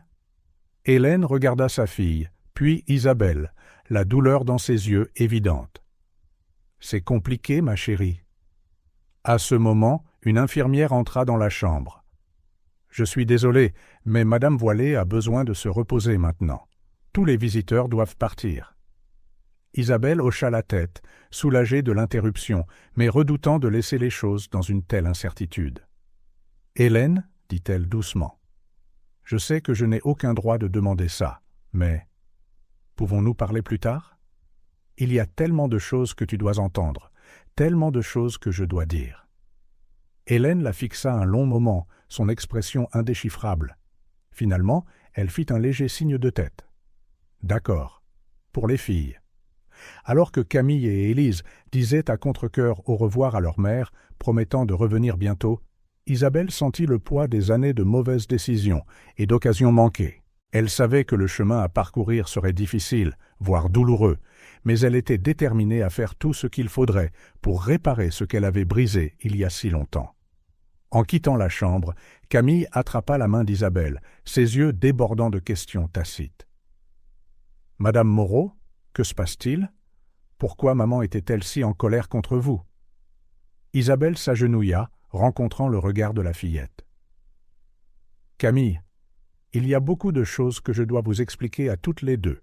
Je promets que je vous dirai tout, d'accord? Mais pour l'instant, votre maman a besoin de repos, et nous devons digérer beaucoup de choses. » En marchant dans le couloir de l'hôpital, Isabelle savait qu'elle était au bord d'un précipice. Les prochaines conversations, les prochaines décisions façonneraient non seulement son avenir, mais aussi celui d'Hélène et des filles. Le passé et le présent étaient entrés en collision de manière dramatique dans cette chambre d'hôpital, et les répercussions se feraient sentir pendant longtemps. Isabelle ne pouvait qu'espérer que, d'une manière ou d'une autre, il y aurait une chance de rédemption au milieu de toute cette douleur.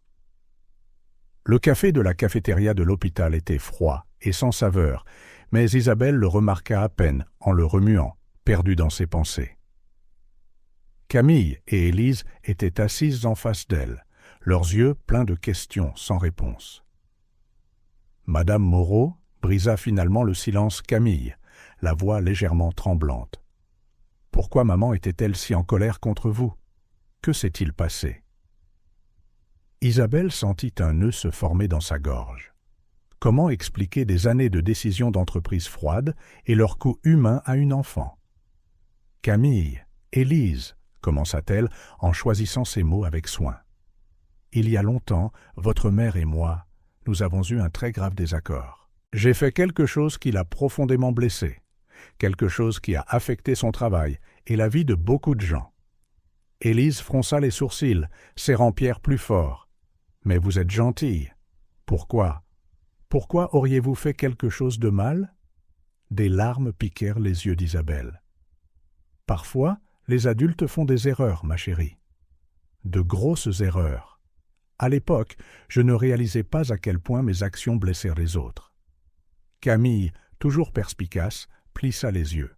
« C'est pour ça que nous avons dû déménager si souvent? À cause de ce que vous avez fait ?» Le coup de la prise de conscience frappa Isabelle de plein fouet. Elle hocha lentement la tête, à court de mots. À ce moment, le médecin d'Hélène s'approcha, son expression grave. « Madame Moreau, puis-je vous parler en privé ?» Isabelle se leva, jetant un regard rassurant aux filles avant de suivre le médecin. L'état de Madame Voilée est délicat, expliqua-t-il à voix basse. Elle a besoin d'un traitement spécialisé et coûteux, ainsi que d'une longue période de convalescence. Sans cela, les chances de rechute sont élevées.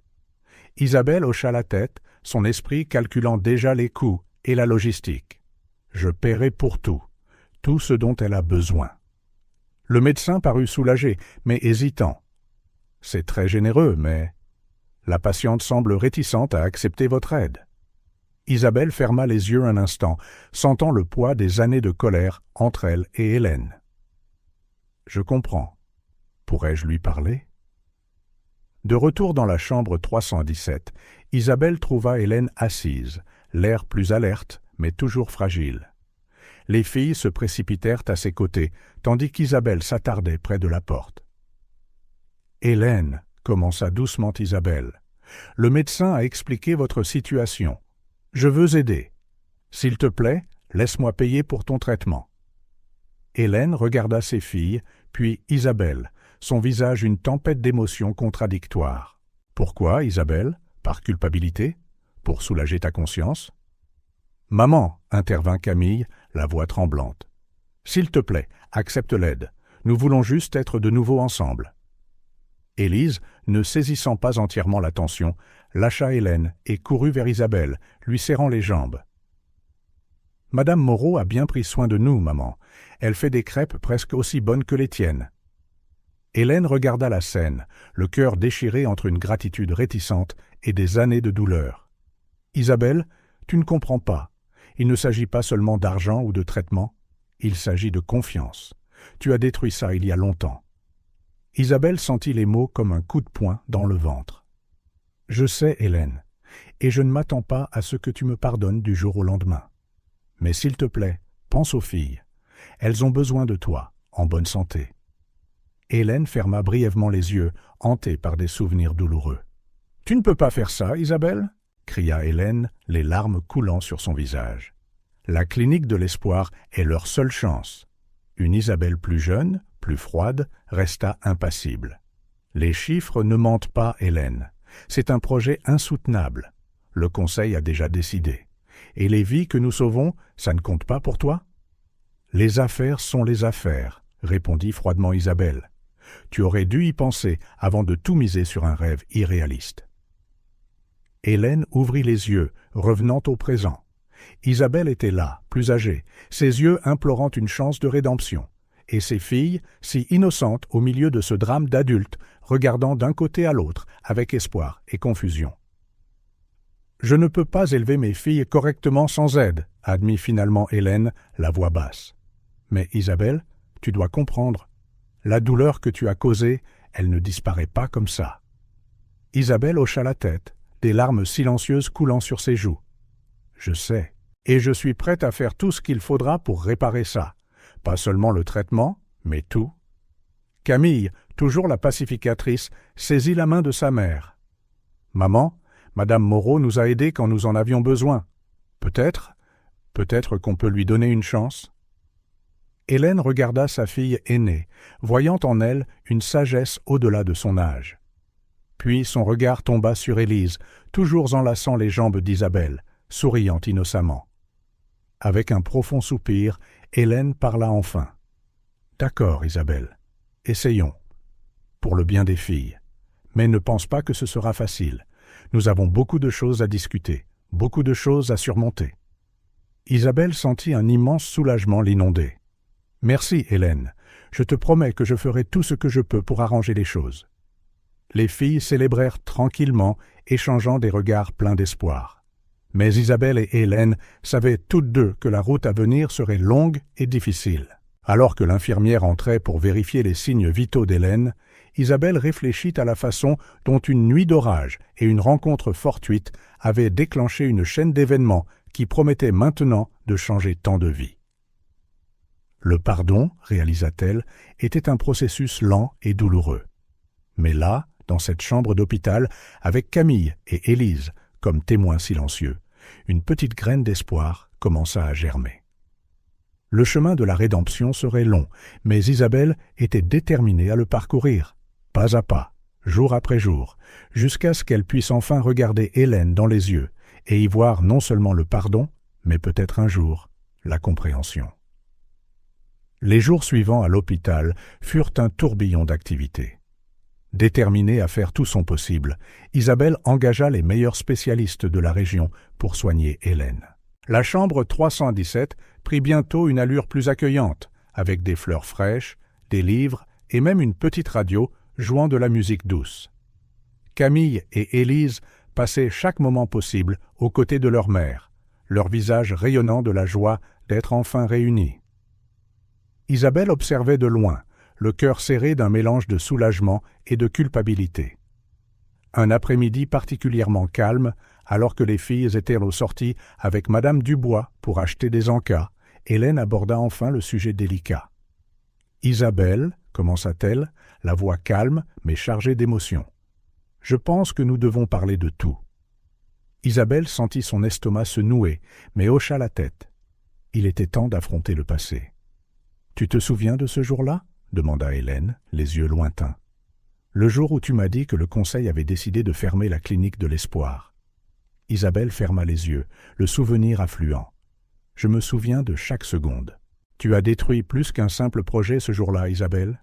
Tu as détruit des rêves, des vies, des gens qui dépendaient de cet endroit. » Les mots frappèrent Isabelle comme des coups physiques. « Je sais, Hélène, et il n'y a pas un jour où je ne le regrette pas. » Hélène se tourna pour lui faire face, les yeux brillants de larmes non versées. « Savais-tu qu'après avoir tout perdu dans la bataille juridique, je n'ai pas pu trouver de travail pendant des mois? Personne ne voulait engager la folle qui s'était battue contre ton entreprise. » Isabelle sentit son cœur se fendre. « Je ne savais pas, Hélène. J'étais tellement aveuglé par l'ambition, par les chiffres. » « Les chiffres ?» répéta amèrement Hélène. « Pendant que tu comptais les profits, je comptais les pièces pour acheter de la nourriture à mes filles. » Le silence tomba, lourd une fois de plus, alourdi par des années de douleur et de regret. Finalement, Isabelle parla, la voix tremblante. « Il n'y a aucune excuse pour ce que j'ai fait, Hélène. J'ai agi de manière impardonnable, poussé par la cupidité et l'ambition. Si je pouvais remonter le temps. »« Mais tu ne peux pas, » l'interrompit Hélène. Puis, après une pause, elle continua avec un soupir. « Pourtant, tu as sauvé mes filles. Tu as pris soin d'elles quand je ne le pouvais pas. Et pour ça, je suis reconnaissante. » Isabelle sentit une faible lueur d'espoir dans sa poitrine. « Hélène, je sais que je ne peux pas effacer le passé, mais je suis prête à faire tout mon possible pour réparer les dommages que j'ai causés. » Hélène l'étudia un long moment avant de reprendre la parole. « Le médecin dit que je sortirai dans quelques jours, mais j'aurai encore besoin de repos et de soins pendant un certain temps.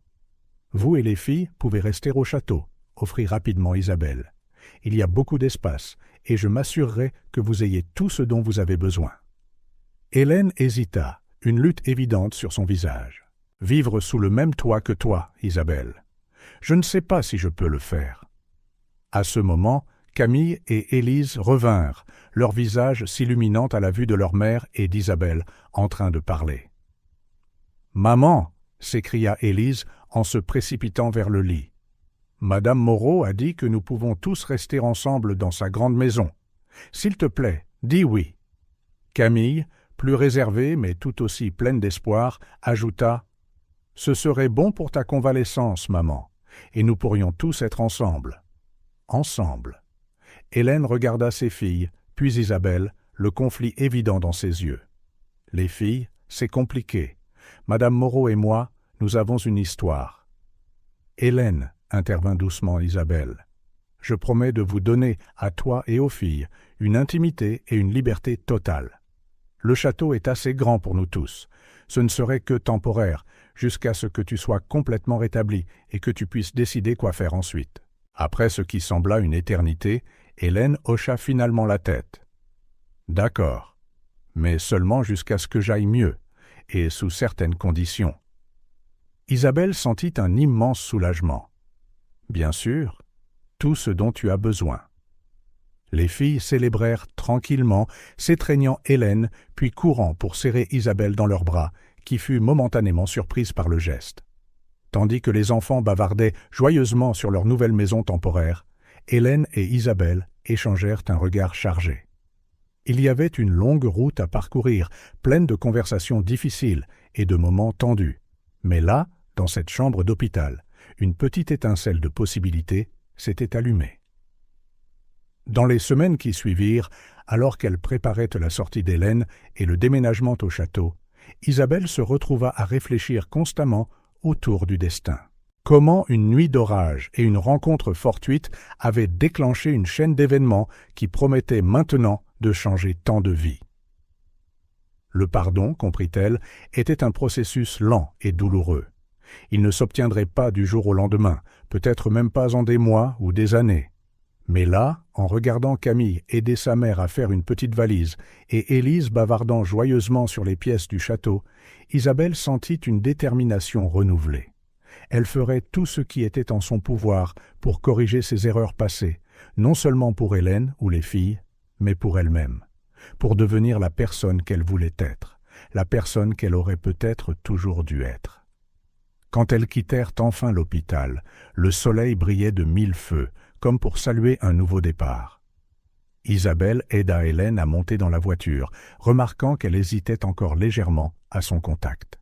« Tu es prête ?» demanda doucement Isabelle. Doucement. Hélène regarda ses filles, excitées à l'arrière, puis Isabelle. « Non !» répondit-elle honnêtement. « Mais nous allons essayer. » Sur ce, elles partirent en direction du château, laissant derrière elles un hôpital qui avait été le théâtre de tant de révélations et d'émotions. L'avenir était incertain, plein d'obstacles et de conflits potentiels, mais il débordait aussi de possibilités. Alors que la voiture continuait sur la route, Isabelle ne put s'empêcher de penser que peut-être, juste peut-être, c'était sa chance de rédemption. Une opportunité de transformer des années de douleur et de regret en quelque chose de nouveau, quelque chose de meilleur.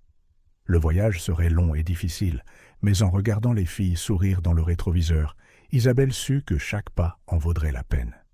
Le soleil du matin baignait le château alors que la voiture s'arrêtait devant l'entrée. Isabelle ouvrit la portière pour Hélène, qui hésita avant de sortir, s'appuyant sur une canne. Camille et Élise sautèrent de l'arrière, les yeux brillants d'excitation. « Bienvenue », dit doucement Isabelle, un sourire nerveux sur le visage. Les premiers jours furent un mélange d'inconfort et d'adaptation. Hélène, encore fragile, passait la plupart de son temps dans sa chambre, ne sortant que pour les repas. Isabelle faisait de son mieux pour laisser de l'espace à la famille, tout en restant proche au cas où ils auraient besoin de quelque chose. Les filles, inconscientes de la tension entre les adultes, exploraient le château avec une curiosité sans bornes. Leur rire résonnait dans les couloirs, redonnant vie à un lieu longtemps imprégné de silence. Un après-midi tranquille, environ 2 semaines après leur arrivée, Hélène aborda enfin Isabelle dans le bureau. « Nous devons parler » dit Hélène, la voix ferme, mais pas hostile. Isabelle hocha la tête, indiquant une chaise. « Bien sûr. Assieds-toi, s'il te plaît. » Hélène s'assit, ses yeux balayant la pièce opulente. « Tout ceci, commença-t-elle, a été construit sur le dos de nombreuses vies, Isabelle, y compris la mienne et celle de mes filles. » Isabelle sentit le poids de ces mots.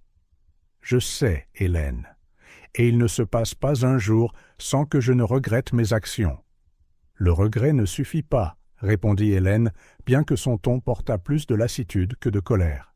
« Ce qui s'est passé ne peut pas être simplement effacé. » Isabelle inspira profondément. « Tu as raison, c'est pourquoi je veux proposer quelque chose. Je suis prête à te rendre une partie des actifs qui auraient dû être les tiens.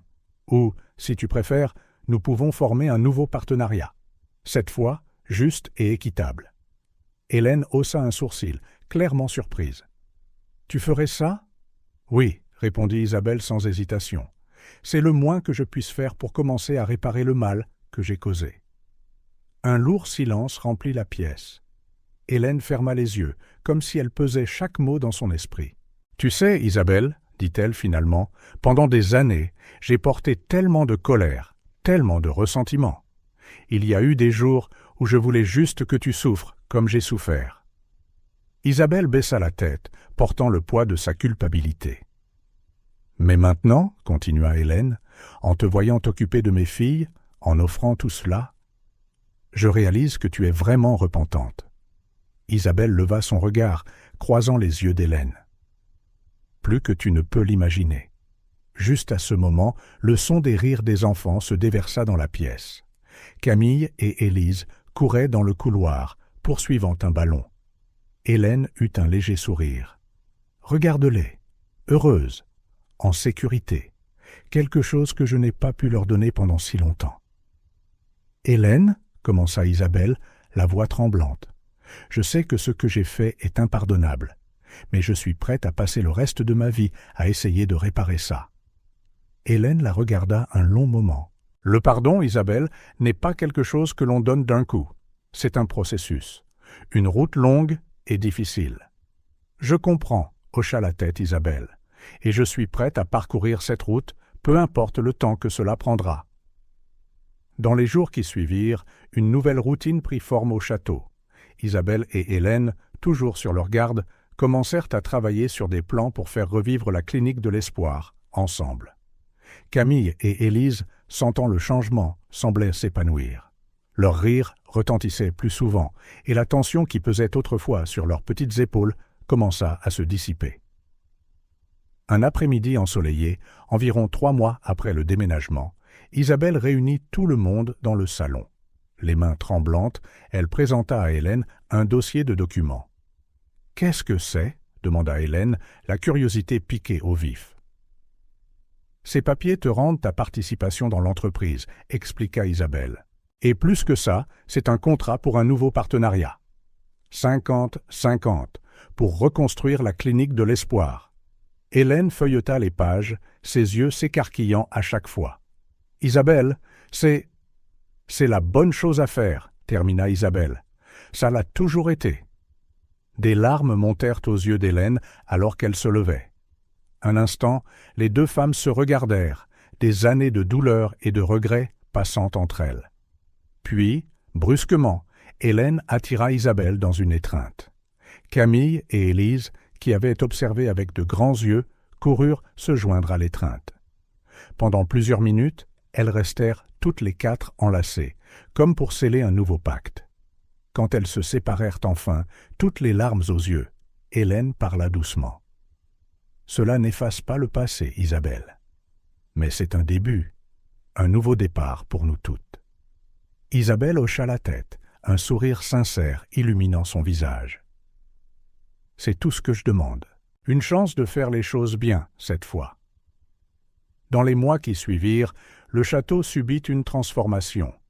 Ce qui avait été autrefois un endroit froid et solitaire débordait maintenant de vie et d'espoir. Hélène, maintenant complètement rétablie, se plongea dans la révision des plans pour la nouvelle clinique de l'espoir. Isabelle, de son côté, mit à profit ses contacts et ses ressources pour s'assurer que le projet reçoive tout le soutien dont il avait besoin. Camille et Élise s'épanouirent. Inscrites dans une école voisine, elles avaient enfin la stabilité qu'elles avaient perdue depuis longtemps. Leur rire résonnait dans les couloirs du château, remplissant chaque recoin de joie. Un dimanche après-midi, près d'1 an après cette nuit d'orage, toutes les 4 étaient réunies dans le jardin. Hélène et Isabelle discutaient avec animation des derniers détails du projet, tandis que Camille lisait un livre et qu'Élise jouait avec Pierre sur l'herbe. Isabelle s'arrêta un instant, contemplant la scène. Son cœur se gonfla d'une émotion qu'elle ne pouvait nommer. Gratitude? Paix? Amour? À quoi penses-tu? demanda Hélène, remarquant le regard lointain d'Isabelle. Isabelle sourit, des larmes piquant ses yeux. Je pense à quel point la vie est imprévisible. Comment parfois nos plus grands échecs peuvent conduire à nos plus grandes rédemptions. Hélène hocha la tête, compréhensive. Le pardon est une longue route, Isabelle. Nous avons encore du chemin à parcourir. Je sais, répondit Isabelle, mais je suis reconnaissante pour chaque pas. Les deux femmes échangèrent un regard de compréhension mutuelle. Les cicatrices du passé étaient toujours là, et le seraient peut-être toujours. Mais maintenant, il y avait aussi l'espoir. Un espoir né de la force du pardon et du courage de recommencer. Camille leva les yeux de son livre, souriant en voyant sa mère et Isabelle parler amicalement. Élise, sentant le moment, courut pour jeter ses bras autour des deux femmes, entraînant Camille avec elle. Et là, sous le soleil de fin d'après-midi, elles s'étreignirent à nouveau, une famille improbable, forgée dans la douleur et la rédemption, liée par le pouvoir de l'amour et du pardon. Le château, autrefois symbole d'ambition et d'isolement, pulsait maintenant d'une vie nouvelle. Il se dressait comme un témoignage silencieux que même dans les heures les plus sombres, il y a toujours de la place pour la lumière, que le pardon, bien que difficile, a le pouvoir de transformer les vies et de guérir les blessures profondes. Alors que le soleil se couchait à l'horizon, peignant le ciel de teintes d'or et de rose, Isabelle regarda Hélène, Camille et Élise, le cœur débordant de gratitude pour cette seconde chance, pour cette famille inattendue, pour ce nouveau départ. Elle sut, avec une certitude née au plus profond de son âme, que quoi que l'avenir leur réserve, elles l'affronteraient ensemble, unies par le lien le plus fort de tous, le pouvoir transformateur du pardon et de l'amour.